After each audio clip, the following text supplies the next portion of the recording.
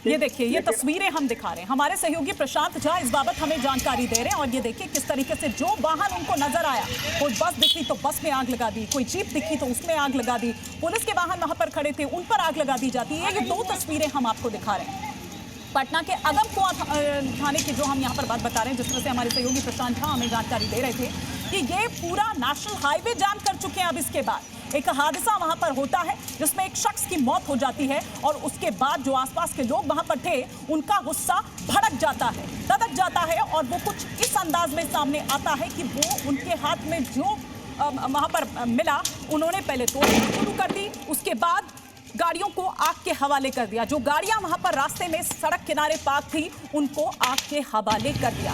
अब पुलिस किसी तरह से इन्हें कंट्रोल में करने की कोशिश कर रही है। जिस तरह से हमारे सहयोगी बता रहे हैं, आसपास के जो थाने हैं उनको इत्तला दी गई है और अब वो वहां पर पहुंच रही है पुलिस, और कोशिश ये की जा रही है कि जो ये तनाव वहां पर देखा जा रहा है उसको किस तरह से कंट्रोल में किया जाए। दो तस्वीरें इस वक्त आपके टेलीविजन स्क्रीन पर कि किस तरह से अब भारी बवाल देखने को मिल रहा है, क्योंकि पूरा नेशनल हाईवे जो है वो अब जाम हो चुका है। आसपास जो भी लोग हैं उनको भी इस वजह से बहुत दिक्कत आ रही है, लेकिन ये लोग वहां पर डटे हुए हैं।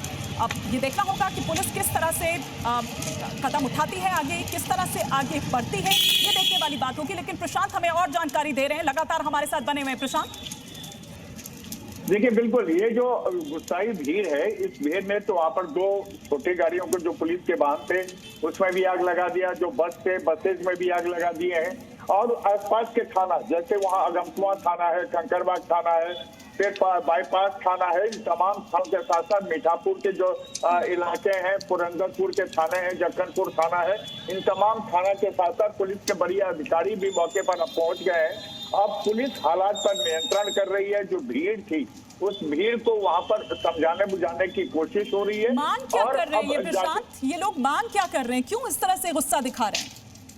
देखिए, ये इससे पहले भी जो रोड एक्सीडेंट हुआ था उसके बाद ये पुलिस ने तय कर दिया था कि यहाँ पर जो स्पीड है, चाहे बस हो चाहे छोटी गाड़ियां हो, वो 40 की स्पीड यहाँ पर तय की गई थी। लेकिन बावजूद हाई स्पीड गाड़ियों पर कोई चालान नहीं होता है। जो आसपास लोग सड़क क्रॉस करते हैं उनके लिए कहीं पर रेड लाइट के अरेंजमेंट नहीं है। इस बात को लेकर के पहले भी बातें हुई थी, लेकिन आज जो घटना हुई है, इस घटना के बाद लोगों की नाराजगी हुई कि पटना पुलिस आखिर इसमें सुस्त क्यों है कि इस तरह से रोड एक्सीडेंट हो जाता है।